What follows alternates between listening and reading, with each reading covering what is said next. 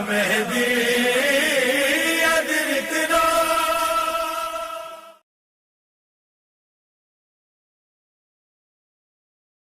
لا حول ولا قوة إلا بالله العلي العظيم. أعوذ بالله من الشيطان الرجيم. بسم الله الرحمن الرحيم. الحمد لله رب العالمين. الصلاة والسلام على محمد وآله الطيبين الطاهرين واللعنة الدائمة على أعدائهم أجمعين. محترم ناظرین کرام، السلام علیکم ورحمۃ اللہ وبرکاتہ. ایک مرتبہ پھر آپ حضرات کی بارگاہ میں امام امیر المومنین علیہ الصلوۃ والسلام کے کلمات، ان کے حدیث، ان کے اقوال لے کر حاضر ہوئے ہیں، اور کوشش ہے کہ امام علیہ الصلوۃ والسلام کے بتائے ہوئے طریقوں اور ان کے بتائے ہوئے جو نسخے ہیں زندگی گزارنے کے، ہم اسی حساب سے اپنی زندگی کو بتا سکیں. اور ہماری کوشش یہ ہے کہ ہم لوگوں تک مسلسل امام کے اقوال اور امام کی باتیں اور امام کی وہ چیزیں جو امام اپنے چاہنے والوں سے چاہتے ہیں پہنچا سکیں بخوبی طور پر. اور ممکن ہے کہیں نقص محسوس ہو تو اس کی طرف سے معذرت خواہ ہیں، لیکن پھر بھی اپنی جانب سے کوشش ہے کہ ہم اہل بیت علیہ الصلوۃ والسلام کی فرامین لوگوں تک بخوبی پہنچا سکیں اور اچھے طریقے سے لوگوں کو امام علیہ الصلوۃ والسلام کے اقوال سے متعارف کرا سکیں، ان سے روبرو کرا سکیں. امام علیہ الصلوۃ والسلام کے بہت سارے قول ہیں. ابھی تو ہم نے چند اقوال پڑھے ہیں اور چند اقوال سنے ہیں. امام علیہ الصلوۃ والسلام کے جو اقوال ہیں ان کی اگر تعداد بھی کی جائے تو میرے خیال سے کم جو نہج البلاغہ میں ہیں وہ 300 سے 400 کے قریب ہیں، جو چھوٹے چھوٹے جملے ہیں. باقی خطبات الگ ہیں، مکتوبات الگ ہیں اور وصیتیں ہیں، سب کچھ ہیں امام کی. لیکن جو چھوٹے چھوٹے جملے ہیں جنہیں حکم کہتے ہیں، جنہیں حکمتیں کہتے ہیں، جنہیں کلمات قصار کہتے ہیں، وہ کم سے کم جو ہے 300-400 کی تعداد میں ہیں. تو ہم نے تو ابھی چند چیزیں پڑھی ہیں امام کی بتائی ہوئی، اور نہ جانے کتنا سب کچھ باقی ہے، کیونکہ کوئی یہ کہہ نہیں سکتا، یہ دعویٰ نہیں کر سکتا کہ ہم اہل بیت علیہ الصلوۃ والسلام کی تمام چیزوں کو بتائے ہوئے تمام چیزوں کو جانتے ہیں، اور ہر روایت اور ہر حدیث ہماری نگاہوں سے گزری ہوئی ہے، یہ کوئی نہیں کہہ سکتا ہے. محترم ناظرین کرام، آج کی جو حدیث اور جو جملہ آج ہم آپ کی خدمت میں پیش کرنے والے ہیں امام کا، وہ بڑا بہترین جملہ ہے. چونکہ انسان جب کسی کو ہدایت دینے کے لیے اترتا ہے اور جب کسی کو اصلاح کرنے اترتا ہے تو یہ بھول جاتا ہے کہ ہمیں اپنی اصلاح بھی کرنی چاہیے اور اپنی بھی ہمیں بہتری کرنی چاہیے. اور بس وہ دوسروں کو اصلاح کرنے کی صلاحیت، دوسروں کو اصلاح کرنے کے سلسلے سے گفتگو کرتا رہتا ہے اور ان کو مشورے دیتے رہتا ہے. امام فرماتے ہیں من نصب نفسہ للناس اماما فلیبدأ بتعلیم نفسہ قبل تعلیم غیرہ. فرماتے ہیں جو لوگوں کا پیشوا بننا چاہتا ہے، جو لوگوں کا پیشوا بنتا ہے تو اسے دوسروں کو تعلیم دینے سے پہلے اپنے آپ کو تعلیم دینا بہت ضروری ہے، اپنے آپ کو بتانا بہت ضروری ہے. دوسروں کو سمجھانے سے پہلے خود کو سمجھانا، دوسروں کی اصلاح سے پہلے خود کی اصلاح بہت ضروری ہے. اور وَلْيَكُنْ تَأْدِيبُهُ بِسِيرَتِهِ قَبْلَ تَأْدِيبِهِ بِلِسَانِهِ. یہ بہت اہم جملہ ہے.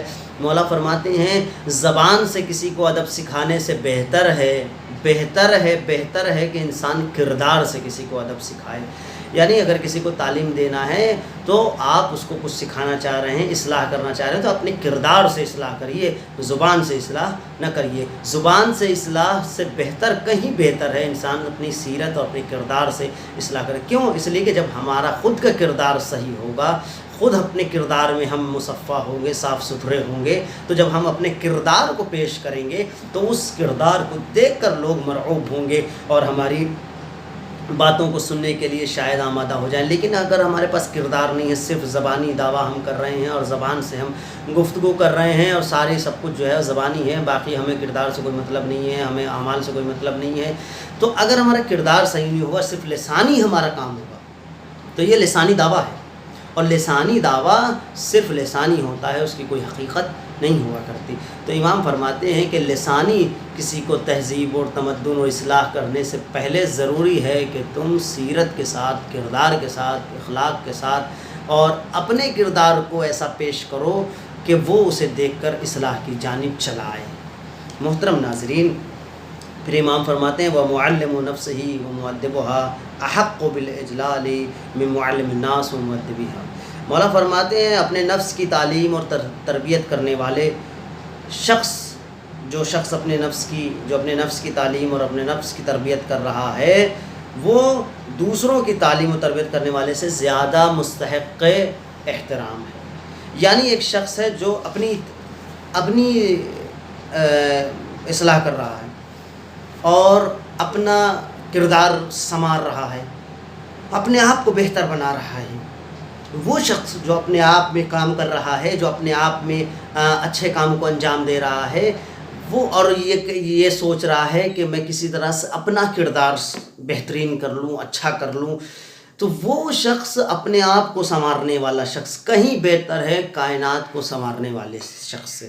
یعنی ہم دوسروں کی خوب جو ہے وہ اصلاح کرتے ٹہل رہے ہیں اور اصلاح کر رہے ہیں، اسے پکڑ کے اسے سمجھا رہے ہیں یہاں وہاں، اور یہ دعویٰ کر رہے ہیں کہ امر بالمعروف اور نہی عن المنکر ضروری ہے، لیکن خود کے سلسلے سے ہم غافل ہیں۔ اور بلکہ قرآن مجید ارشاد فرماتا ہے ایک جگہ کہ یہ عجیب لوگ ہیں، دوسروں کو اصلاح کی دعوت دیتے ہیں اور خود اصلاح سے دور ہیں۔ تو پہلے اپنے نفس کی اصلاح ضروری ہے، اپنے کردار کی اصلاح ضروری ہے، اپنے آپ کی اصلاح ضروری ہے۔ جو شخص اپنے آپ کی اصلاح کر لے پہلے، اور اپنی اصلاح اس طرح کرے کہ اس کا کردار ایک خوبصورت کردار نظر آئے، پھر وہ کسی اور کی اگر یعنی تربیت اور کسی اور کی اصلاح کرے تو کوئی اشکال کی بات نہیں ہے۔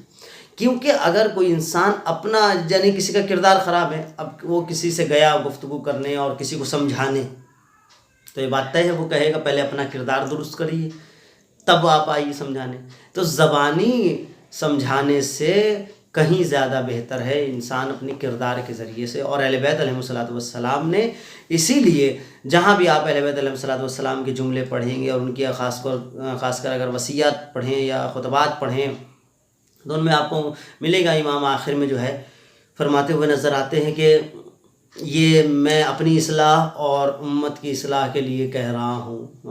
امام یہ فرماتے ہوئے نظر آتے ہیں کہ اس میں یعنی ہماری اور آپ دونوں کی اصلاح، تو اس میں یعنی امام نے لوگوں کو متوجہ کروایا ہے اس طرف کہ پہلے آپ اپنی اصلاح کی تو بات کریں، تب آپ دوسروں کی اصلاح کے لیے اتر آئیں۔ یہ نہیں کہ آپ دوسروں کی اصلاح کرتے جا رہے ہیں، دوسروں کو آپ حکم دیتے جا رہے ہیں بھئی یہ کرو، یہ اچھا عمل ہے، یہ اچھا عمل ہے، یہ چیز صحیح ہے، یہ غلط ہے، اور خود وہی غلط کام انجام دے رہے ہیں، خود وہی چیز کر رہے ہیں، خود اسی کام کی طرف متوجہ ہیں، تو پھر یہ اس طرح کی ہدایت کسی کام کی نہیں ہے۔ بلکہ علماء فرماتے ہیں کہ اگر حکمت اور انسان اگر کسی کو سمجھانا چاہتا ہے، حکمتی یعنی کسی کو کچھ بتانا چاہتا ہے، وہ چاہتا ہے کہ اس کے واعظ و نصیحت لوگوں کے دل میں اتر جائیں اور اس کے دل میں پہنچیں، تو فرماتے ہیں کہ یعنی علماء فرماتے ہیں اذا تخرج الموعظہ من مجرد اللسان لا يتجاوز الاذان، اگر موعظہ واعظ و نصیحت صرف زبان سے زیادہ ہو تو پھر وہ کانوں سے آگے نہیں بڑھتی، لیکن اگر وہ دل سے نکلے تو دل تک پہنچتی ہے، محترم ناظرین کرام، ہمیں دوسروں کی اصلاح سے پہلے بہت ضروری ہے کہ ہم اپنی اصلاح کریں، ہم اپنے نفس کی اصلاح کریں، ہم اپنے کردار کی اصلاح کریں، ہم اپنا کردار سنواریں۔ ایسا نہیں ہو کہ ہمارا کردار تو ملوث ہو گناہوں میں، ملوث ہو خرابیوں میں، ملوث ہو یعنی خرافات میں، اور ہم دوسروں کی اصلاح کا پرچم اٹھا کر کھڑے ہوئے ہیں کہ بھئی ہم کائنات کی اصلاح کرنے والے ہیں، ہم کائنات کو سمجھانے والے ہیں۔ تو ایسے موقع پر خود اللہ سبحانہ و تعالیٰ اہل بیت علیہم السلام ایسے شخص کی اصلاح کو نہیں چاہتے۔ کیوں؟ اس لیے بلکہ بعض جگہ پر یہ ملتا ہے کہ اگر کوئی ایسا شخص ہوتا ہے جو دوسروں کو ہدایت کرنے کے ساتھ کرتا ہے لیکن اپنی ہدایت نہیں کرتا، تو پھر پروردگار عالم کے نزدیک وہ عذاب الہی کا مستحق ہے۔ کیوں؟ اس لیے کہ وہ دوسروں کو تو سمجھانے اتر چکا ہے لیکن خود سمجھنے کو تیار نہیں ہے۔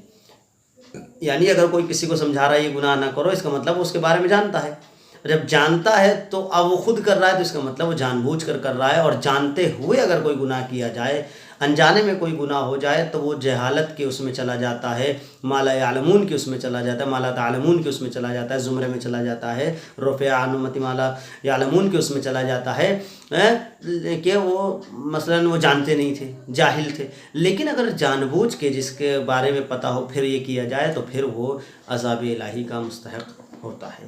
تو محترم ناظرین کرام، ہمیں اپنے کردار کو اہل بیت علیہ الصلوۃ والسلام کے جملوں اور ان کی بتائی ہوئی ہدایات کے تحت سنوارنا ہے، تاکہ ہم اپنے کردار کو پہلے سنواریں، پھر بعد میں کائنات کو سنواریں۔ محترم ناظرین کرام، آج کے لیے بس اتنا ہی، انشاءاللہ پھر کل ایک دوسرے حدیث کے ساتھ حاضر ہوں گے۔ تب تک کے لیے آپ حضرات کی خدمت سے وداع چاہتے ہیں۔ والسلام علیکم ورحمۃ اللہ وبرکاتہ۔